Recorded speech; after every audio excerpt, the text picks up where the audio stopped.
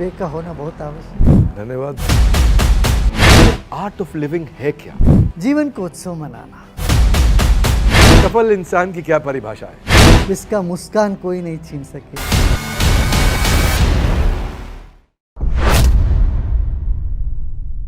हाँ जी, तो आज के मेहमान की बात करूं, जिस उम्र में बच्चा बोल नहीं पाता, माँ और बाप उस उम्र में शुरू कर दिया इन्होंने गीता का जाप।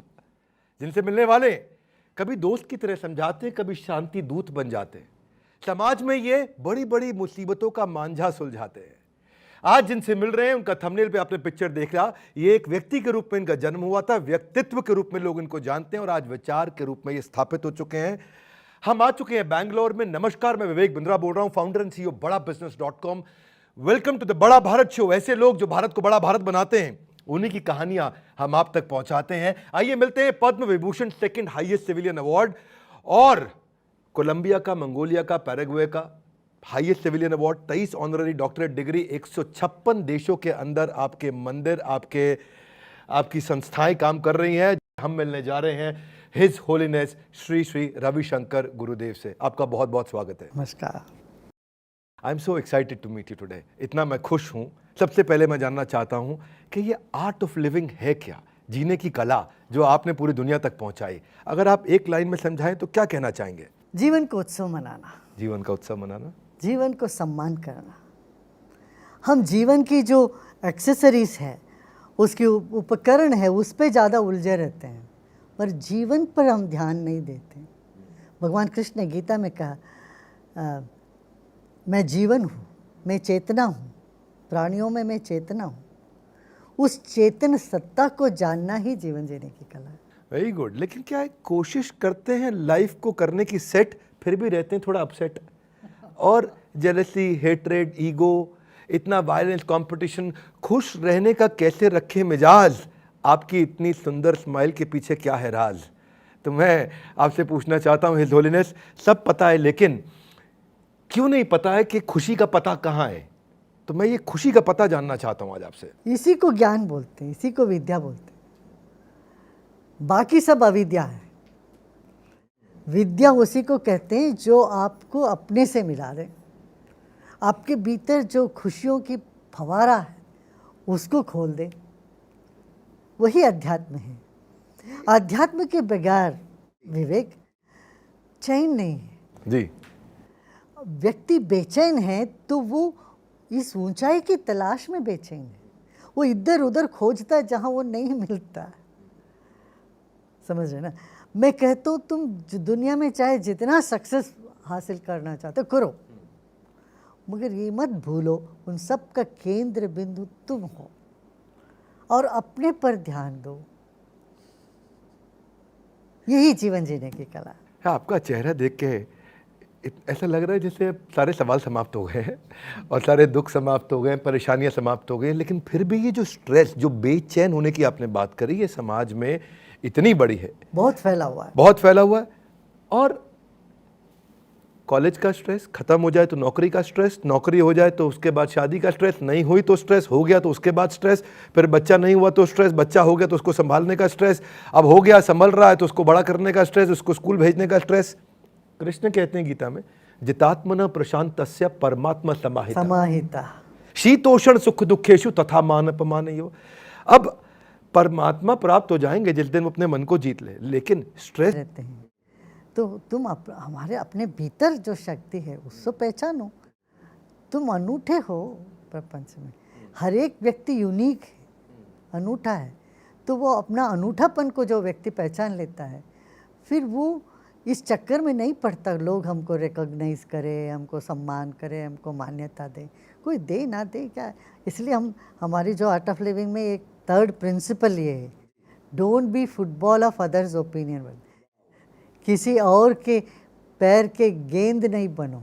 मैं ना एक और आपसे मन कर रहा है सवाल करने का, ये थोड़ा सा सेंसिटिव है, आपको अच्छा लगे तो आप समझाइएगा क्योंकि आप गुरु हैं। ये सवाल हस्त मैथुन मैस्टरबेशन पे है। जब एक स्कूल का बच्चा कॉलेज में जाता है तो उसे नई नई चीज़ों का एक्सपोजर मिलता है और उसे आज़ादी मिलती है। उसे एक्सेस मिल गया पोर्नोग्राफी का, उसको self pleasure, intimacy with girl. अब इसको कंट्रोल करना उस उम्र में अब अर्जुन कह रहे हैं कि मैं वायु का तूफान कंट्रोल कर लूंगा, पर चंचलम ही मना कृष्ण प्रमाथि बलभद्रडम तस्या हम निग्रहम मन्ये। वायु रेवा सुदुष्करम, वायु का तूफान कर लूं, चंचलम ही मना कृष्ण, मेरे से मर्म कंट्रोल नहीं होता। ये देखिए, इसमें 9th क्लास की जो बायोलॉजी की बुक थी उसमें वो पेज नंबर हर बच्चे को रहता है याद, जिसमें पहली बार रिप्रोडक्टिव सिस्टम का पढ़ाया गया था पाठ। मैस्टरबेशन जैसी डिस्ट्रैक्शन पर कैसे दे ध्यान के कामदेव के ना चल पाए मुझ पे इतने तीव्र बाण। मेरा ये प्रश्न है आपसे कि क्या मैस्टरबेशन ठीक है, गलत है? आपका क्या पर्सपेक्टिव है? आध्यात्मिकता इस विषय में आपके नज़रिए से क्या कहती है? देखो, उस उम्र में क्या है, जितना व्यस्त रहेंगे हम, जितना हम काम करते रहेंगे, सीखते रहेंगे ज़्यादा, फिर काम वासना के झपट में हम नहीं आए। जितना खाली टाइम होता, फ्री टाइम होता है, तभी दिक्कत होती है। फॉर एग्जाम्पल मैं पूछता हूँ, एग्ज़ाम्स के टाइम में किसी भी स्कूल के बच्चों से पूछो, तुम्हें उस वक्त ये थॉट, सेक्स के थॉट तुम्हें ट्रबल करते हैं क्या? वो बोलते नहीं, अरे कल एग्ज़ाम से कौन सा प्रश्न आया, क्या आएगा, इसी में पूरा फोकस रहता है। ऐसे ही किसी का कंपटीशन है, कोई रनिंग रेस पे जा रहा है, या कोई स्टेज पे परफॉर्मेंस नेक्स्ट डे करने वाले, या कोई इंटरव्यू देने जा रहे हैं। जब जीवन की ऊर्जा का कोई और एक चैनल मिल जाता है, तब हम इस पे नहीं जाते हैं, मैस्टरबेशन में, पोर्नोग्राफी में नहीं जाते। जब खाली होता है, अंग्रेजी में कहते हैं empty mind is a devil's workshop. Of course हम लोग दूसरा बात कहते हैं, empty mind is God's dwelling place. But यहाँ पर क्या है, हम तो ये कहेंगे कि उस यंग एज में संगीत में, नृत्य में, हास्य में, और एक ऐसा माहौल में रहे जहाँ हंसी मजाक हो, प्रेम हो, तब ये जो टेंडेंसीज हैं वो टेक ओवर नहीं करता व्यक्ति की। अभी जो आपने बताया संगीत में अलग अलग चीज़, एक जगह आपने किसी प्रश्न में उत्तर में कहा भी था कि भाई अगर अकेलेपन को दूर करने में के लिए शादी के अलावा कोई और उपाय है, तो आपने कहा था ध्यान, गान और ज्ञान। मैं ठीक याद कर रहा मैंने? हाँ हाँ बिल्कुल। ध्यान, गान और ज्ञान आपने कहीं बताया था। पर इसमें भी मन लगाते, शादी जो है आजकल टिक नहीं रही। कुछ साल अच्छा लगता है शादी के बाद, उसके बाद तकलीफ बढ़ रही है। यूएस में बहुत ज़्यादा है, 55% of marriages in America are getting divorced in less than 1 year of their marriage time. India में बहुत बढ़ गया है ये। आज शास्त्रों में बताया गया, त्रिनादपि सुनी चेना तरोरी व सहिष्णुना, के आपको तिनके से विनम्र हो जाओ, पेड़ से ज़्यादा सहनशील बनो। और यहाँ मन करता भाई कैसे करें भाई, पिछले 10 साल के अंदर हमारे को आज यूएन कह रहा है कि यहाँ पे इंडिया के अंदर नंबर डबल हुआ है पिछले 10 साल के अंदर डिवोर्स का, और कोविड के बाद से दोबारा डबल हुआ है। तो अब जो कुछ कहते हैं जॉइंट फैमिली के कारण है, कुछ कहते हैं लड़कियों की डिमांड बढ़ गई, कुछ कहते हैं फाइनेंशियली इंडिपेंडेंट हो गई इसलिए, कुछ कहते हैं अब लड़कियां बर्दाश्त नहीं करेंगी, अवेयरनेस बढ़ गई है। मुख्य बात यही है, सहनशीलता कम होने लग गई। हम क्या हो गए, इतने रेस्टलेस होने लगते हैं और अपनी जो सारी तनाव को दूसरे पर थोपने लगते हैं। तो हमारी जो समस्या का कारण हम दूसरों को मानने लगते हैं। इसलिए ताकि साथ में रहने से जो साथ में रहते हैं उन्हीं पर तो थोपते हैं ज़्यादा अपना। तो आपने कहा सहनशीलता कम हो गई, इसको बढ़ाने का क्या उपाय है? यही तो है, योग, प्राणायाम, ये सब ये बढ़ाता है। तनाव कम करता है तो सहनशीलता बढ़ जाता है। अब क्या देखिए, यूथ में 2 बात हुई, एक तो डाइवोर्स, दूसरा सुइसाइड केस बहुत ज़्यादा हो गया है, बहुत ज़्यादा बढ़ गया। आपने पीछे ड्रग्स पे भी काफ़ी काम किया, मुझे पता लगा। इसमें यही, एक तो अग्रेशन, आक्रामक मानसिकता, दूसरी तरफ से है ये डिप्रेशन, मानसिक अस्वस्थता। ये दोनों जो छोर है यहाँ पर जूझ रही है आज समाज, पूरी दुनिया में ऐसा है। तो इसको बीच में लाने के लिए मेंटल हेल्थ की जो ध्यान अभी खींच रहे हैं लोग दुनिया भर में, इसी की वजह से, और हिंदुस्तान में इसका उत्तर है। भारत महान है कि भारत के पास ऐसी विद्या है जिससे पूरी दुनिया आज लाभान्वित हो रही है। ब्रेकअप के बाद जो एक्सट्रीम पेन है उससे बाहर आने के लिए आप क्या सुझाव देना चाहेंगे? अगर आप स्पिरिचुअल लीडर नहीं होते और होलीनेस, तो आप क्या होते हैं? शादी का लड्डू जो खाए वही पछताए, जो ना खाए वो भी पछताए। आपके हिसाब से शादी का लड्डू खा के पछताना चाहिए या बिना खाए पछताना चाहिए? आपके लिए क्या ज़्यादा महत्वपूर्ण है, जिस कार्य को करते हैं उससे प्रेम करें या जिससे प्रेम करते हैं वो वाला कार्य करें?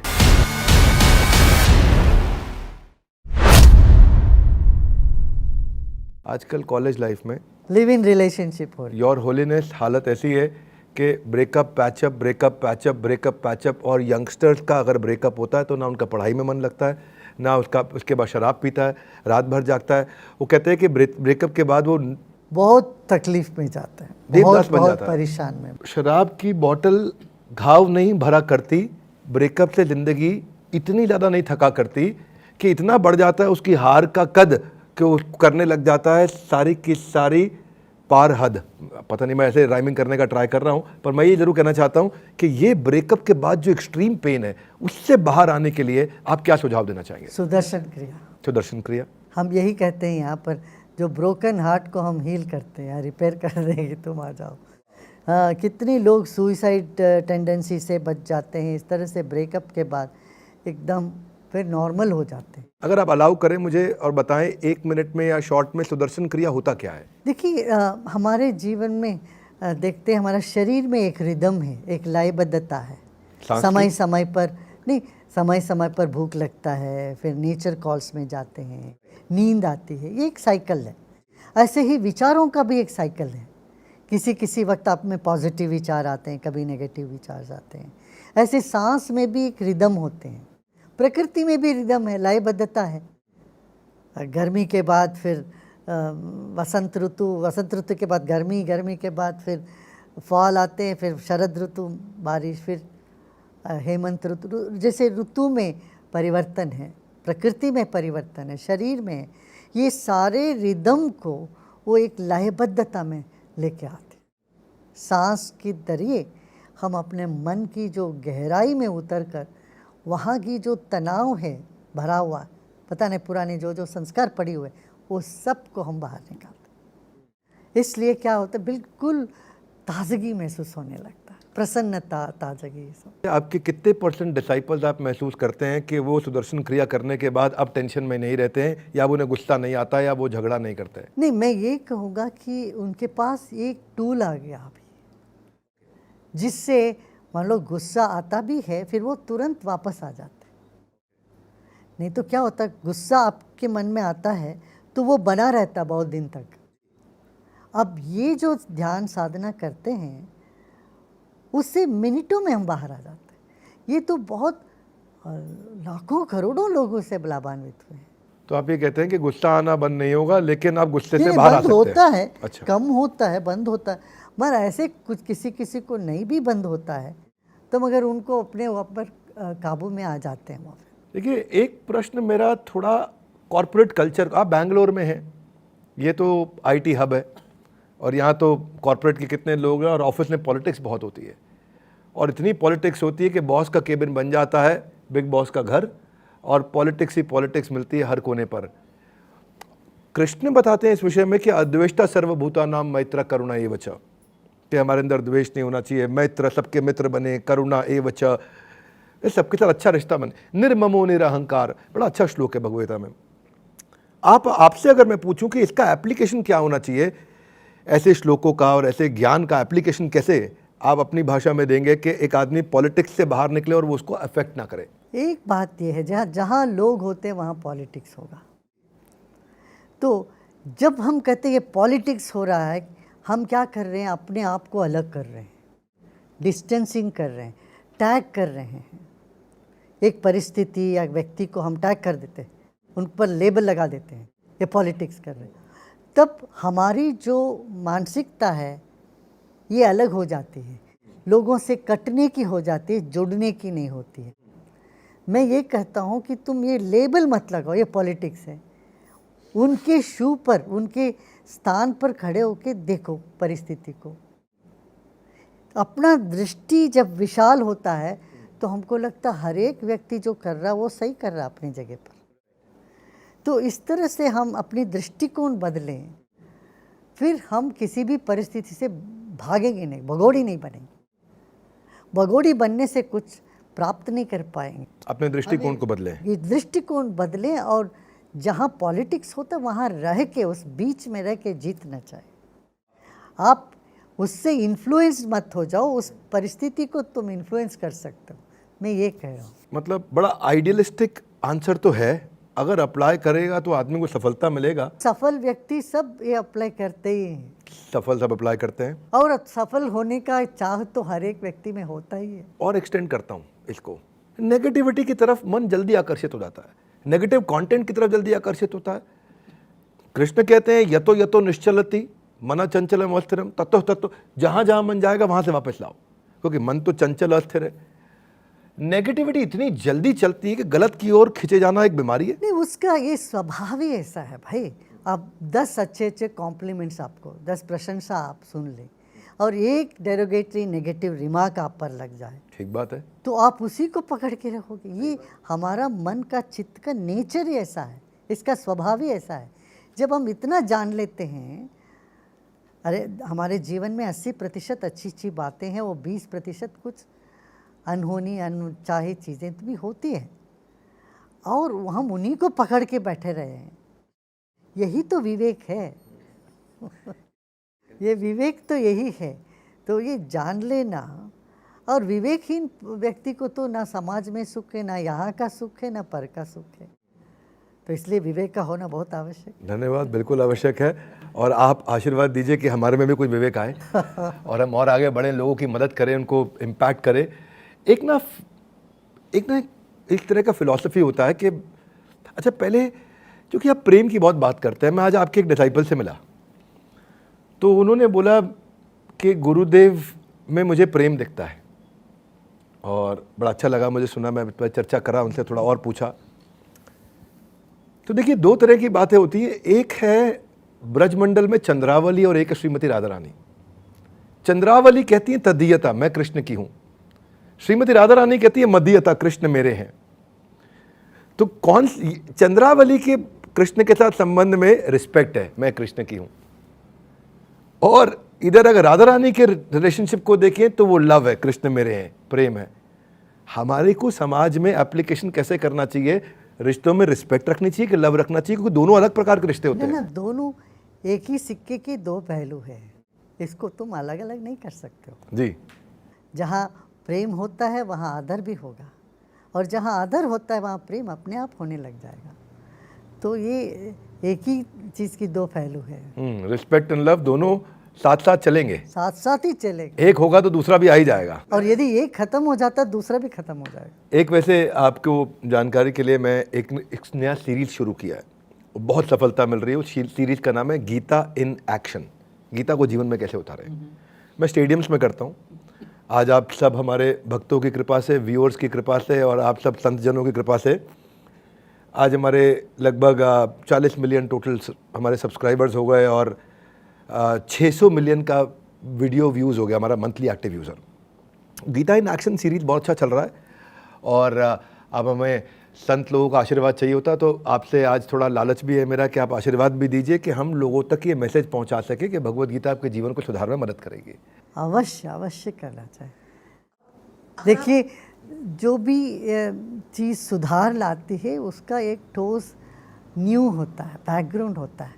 तो हमारे जो ग्रंथ है, हमारी जो फिलॉसफी है, वो जब तक इस तरह की एक अनादि काल के जो चले आ रहे परंपरा से नहीं जुड़ी होती है, फिर वो मजबूत नहीं होता, वो शाश्वत नहीं होता। वाह, क्या बात। जो अनादि है वही अनंत काल तक चलता है। अनादि जाएगा अनंत तक। बहुत सुंदर, थैंक यू।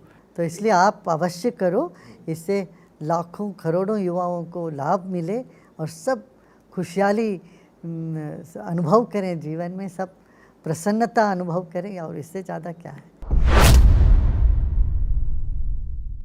4-5 मैं रैपिड फायर क्वेश्चन करना चाहता हूँ। हाँ हाँ बिल्कुल। पहला प्रश्न है, आपको तो सब प्यार करते हैं, आप किससे प्यार करते हैं? सबसे करता हूँ। करोड़ों लोग आपको दुनिया में फॉलो करते हैं, आप किसको फॉलो करते हैं? मैं फॉलो करता हूँ तो सत्य की मार्ग पर, ज्ञान की मार्ग को फॉलो। अगर आप स्पिरिचुअल लीडर नहीं होते और होलीनेस, तो आप क्या होते हैं? अभी भी मैं कहाँ स्पिरिचुअल लीडर हूँ। मैं अपने लिए तो कोई स्पिरिचुअल लीडर नहीं मानता, मैं जो हूँ सो हूँ। अच्छा, एक सफल इंसान की क्या परिभाषा है? जिसका मुस्कान कोई नहीं छीन सके, अरे वाह। जिसकी आत्मविश्वास कोई नहीं डगमगा सके। तो क्या श्री श्री के मुस्कुराते चेहरे पर भी कभी दुख की शिकन आती है? दुखियों को देखने से दुख तो हमें भी लगता, हमको पत्थर थोड़ी ना है। वाह। मगर हम है शीशे जैसे, जो सामने जैसा होता है उसको तो प्रतिबिंबित होना पड़ता है। आप दुनिया को जोड़ने की बहुत बात करते हैं, मैंने इसे बात सुना आपका, सबका डर दूर करते हैं। क्या हिज होलीनेस को भी, योर होलीनेस को भी किसी बात का डर लगता है? तब तो मैं यहाँ बैठ ही नहीं सकता। एक बैलेंस लाइफ जीने के लिए एक चीज़ जो हर आदमी को करनी चाहिए, वो एक चीज़ क्या होगी? अपने आप को जानना। अपने आप को जानना। और एक ऐसी चीज़ जो उसको नहीं करनी चाहिए ताकि उसका जीवन बैलेंस्ड रहे। आप ये नहीं पसंद करते जो लोग आपके साथ करें वो दूसरों के साथ आप मत करो। लाखों लोग आपसे आके लाइफ लेसन्स लेते हैं। योर होलीनेस, क्या आपको भी किसी ने कोई ऐसी एडवाइस दी जिसको आप आज भी बहुत पसंद करते हैं? अरे वो एडवाइस मैं याद रखता हूँ। ना, मैं एडवाइस पर डिपेंड ही नहीं करता हूँ। मेरा जो एक्शन है वो स्पॉन्टेनिटीली होता है। मैं कभी कोई चीज़ प्रिपेयर नहीं करता हूँ। शादी का लड्डू जो खाए वही पछताए, जो ना खाए वो भी पछताए। आपके हिसाब से शादी का लड्डू खा के पछताना चाहिए या बिना खाए पछताना चाहिए? देखिए, दो तरह के लोग होते हैं, जो शादी करके भी खुश रहते हैं, बिना करके भी खुश रहते हैं। दूसरे लोग शादी करके भी दुखी हैं, अकेले होके भी दुखी रहते हैं। मैं कहूँगा पहले जो वर्ग के लोग हैं वो बन जाओ आप। शादी करो या ना करो, खुश रहो। आप इतना दुनिया भर में ट्रैवल किया और आप आज आर्बिट्रेशन एक्सपर्ट हैं दुनिया के। कोई ऐसा भी कंट्री है इंडिया के अलावा जो आपको सेकंड होम लगता हो? मैं जहाँ भी जाता हूँ वहाँ अपनापन मुझे महसूस होता है और लोग भी मुझे ऐसे ही समझते हैं। हमें कोई फॉरेनर करके किसी भी देश में लोगों ने नहीं माना, अपना ही मानते थे। आपकी इतनी स्ट्रेंथ है, दुनिया आपकी स्ट्रेंथ जानती है। दुनिया में आपने इतनी सेवा करी, आज सैकड़ों देशों में आपकी प्रेजेंस है, आप दुनिया में ट्रैवल करते हैं। पर क्या आपकी कोई वीकनेस है? मेरी वीकनेस है कि मैं गुस्सा दिखाता हूँ तो ज़्यादा देर उसको रख नहीं पाता हूँ। मैं भी हंसने लगता हूँ, वो भी जिनको दिखाने के लिए मैं चेष्टा करता हूँ वो भी नहीं हो पाता। कभी कभी गुस्सा दिखाना पड़ता है, ज़रूरी पड़ती है। आपके लिए क्या ज़्यादा महत्वपूर्ण है, जिस कार्य को करते हैं उससे प्रेम करें या जिससे प्रेम करते हैं वो वाला कार्य करें? कोई भी काम करते हो बड़े प्रेम से करो। एक बात है, clarity in the mind, purity in heart, sincerity in action. ये अपना फॉर्मूला बनाओ। Clarity, purity, sincerity. मन में जो है ना क्लैरिटी हो, अपना दिल में जो है ना शुद्धता हो, किसी के प्रति कभी बुरा ना चाहे, और जो काम करते वो डट के पूरा प्रामाणिकता से करें। एक सर्वे हुआ था जिसमें बताया गया कि 99.7% लोग दिन में 5 मिनट हंस नहीं पाते। आज आपकी मुस्कुराहट को देख के अच्छा लगा है। मैं क्विकली इसको क्लोजर की तरफ लेके चलता हूँ। कहते हैं being simple is not that simple, being simple is not that simple, पर आपके चेहरे पे हमेशा रहता है वो मुस्कुराहट का डिम्पल। तो आपने भारत की संस्कृति और योग और आध्यात्म को दुनिया के कोने कोने तक पहुंचाया। आपने भारत को बड़ा भारत बनाया। आज हमारे साथ जुड़कर इस मंच की शोभा बढ़ाने के लिए आपका हृदय की गहराई से प्रेम पूर्वक बहुत बहुत धन्यवाद। बाकी लोगों को मैं ये कहना चाहता हूँ, छोटा हो या बड़ा हो, सिंगल हो या शादीशुदा हो, जॉब करता हो या बिजनेस करता हो, लिमिटलेस लर्निंग्स हैं इस वीडियो में सबके लिए। तो इस वीडियो को आपको सही व्यक्ति तक पहुंचाना, नंबर 1। 2, नीचे आकर के आपको 3 लर्निंग्स अपने लिए ज़रूर लिखनी है कमेंट बॉक्स में कि आपकी टॉप 3 लर्निंग्स क्या थी। बस थोड़ा सा इंतज़ार, आ गया एक और बड़ा बुधवार। बताइएगा कमेंट बॉक्स में अगले हफ्ते आप किनसे मिलना चाहते हैं। आपने रिक्वेस्ट किया था कि आप हिज होलीनेस श्री श्री रविशंकर गुरुदेव से मिलें। आज मैं आपकी इस रिक्वेस्ट के कारण खुद अपना शुद्धिकरण महसूस कर रहा हूँ। हमारे साथ जुड़े रहने के लिए, इस वीडियो को अंत तक देखने के लिए आप सबका हृदय की गहराई से प्रेम पूर्वक बहुत बहुत धन्यवाद। हिज होलीनेस आपका विशेष धन्यवाद।